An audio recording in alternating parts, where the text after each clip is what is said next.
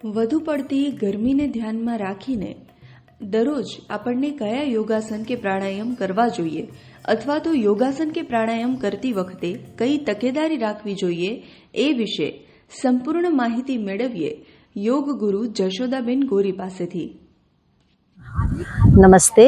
યોગાસનની વાત કરીએ તો યોગાસન બહુ સારા છે, પણ જ્યારે ઉનાળાની સિઝન છે ત્યારે તમારે ભારે કસરત, ભારે આસન જેમાં તમને ખૂબ પરસેવો થાય છે એવી એક્સરસાઇઝ છે, જમ્પિંગ છે કે અતિશય સ્પીડમાં સૂર્ય નમસ્કાર એવોઇડ કરવા જોઈએ।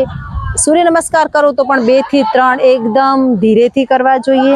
આસનમાં જોઈએ તો સૂતા સૂતા કરી શકાય એવા, જેમ કે સુપ્ત વજ્રાસન છે, સુપ્ત બટરફ્લાય એટલે કે સૂઈને બટરફ્લાય કરીએ છીએ આપણે, એ આસન છે, મરકટ આસન છે, એવા હળવા આસન કરવા જોઈએ। પ્રાણાયામમાં જોઈએ તો શીતલી, શીતકારી અને ચંદ્રભેદન।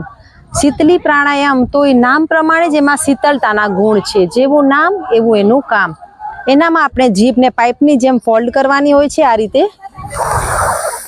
મોઢા વડે શ્વાસ ભરી અને નાક વડે ઉચ્છ્વાસ બહાર કાઢવાનો છે।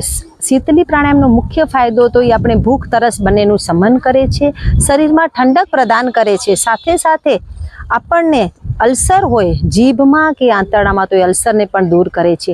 એ જ રીતે શીતકારી પ્રાણાયામ એ પણ આપણે, જેને શીતલી નથી ફાવતું, ઘણા લોકોની જીભ બેન્ડ નથી થઈ શકતી, તો એના માટે બંને દાંતને જોઈન્ટ કરવાના છે અને મોઢું પૂરું ખોલવાનું છે આ રીતે,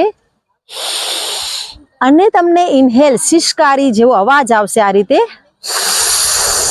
રીતે તમને મોઢા વડે શ્વાસ ભરવાનો છે અને સેમ નાક વડે ઉચ્છ્વાસ બહાર કાઢવાનો છે। આમાં પણ તમારા પેઢા, જીભ ઉપરથી શ્વાસ અંદર જાય છે એટલે પેઢાના રોગો દૂર થાય છે। પાયોરિયા, મોઢામાંથી વાસ આવવી, એના માટે ફાયદાકારક। અને ખુલ્લા મોઢામાંથી જ્યારે તમે શ્વાસ લ્યો છો તો એ હવાનો તાપમાન, જે આપણે શ્વાસ અંદર જાય છે, ઠંડો થઈ જાય છે અને શરીરમાં શીતળતા પ્રદાન કરે છે। એ જ રીતે છે ચંદ્રભેદન, સેમ અહીં પણ એવું જ છે, ચંદ્ર શીતળતા પ્રદાન કરે છે, તો ચંદ્રભેદન પણ એ જ રીતે આપણા શરીરમાં ઠંડક આપે છે।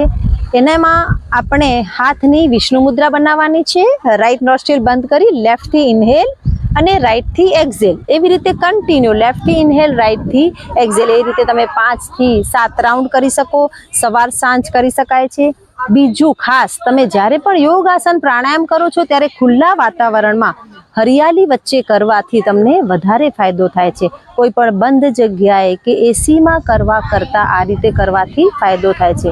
અતિશય ગરમી છે એટલે આપણે એસી ચલાવતા હોઈએ છીએ, પણ એ એસીના લીધે પર્યાવરણમાં પાછી ગરમી જ વધે છે, તો એ એસી સમય જરૂરિયાત પ્રમાણે વાપરીએ, પણ એના કરતાં શક્ય હોય તો આપણે આપણી સાંજ છે એ ખુલ્લા વાતાવરણમાં આજુબાજુના ગાર્ડનમાં બેસી થોડા યોગ પ્રાણાયામ કરી અને વિતાવીએ, પોતાના શરીરને સ્વસ્થ રાખીએ।